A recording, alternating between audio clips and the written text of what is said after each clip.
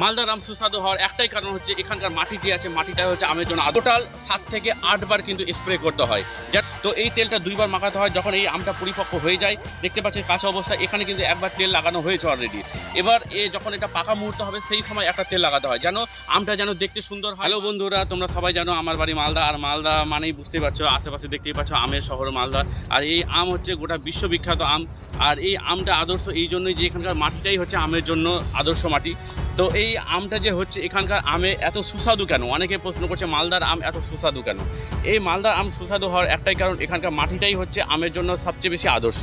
আর এছাড়াও এই আমটা যখন হয় তার আগে মুকুল হয়, মুকুলের আগে এই গাছটা দেখতে পাচ্ছেন, এই গাছটা কিন্তু পুরো স্প্রে দিয়ে ধোয়া হয় মুকুল আসার আগে, এবং তারপর যখন মুকুল আসে, মুকুল আসার পর কিন্তু আবার স্প্রে দিয়ে ধোয়া হয়, যেন এই আমটাতে যেন কোনো পোকা না লাগে বা কোনো অন্য কোনো কিছু পোকামাকড় যদি না এই আমটাকে ক্ষতি করতে পারে, তার জন্য কিন্তু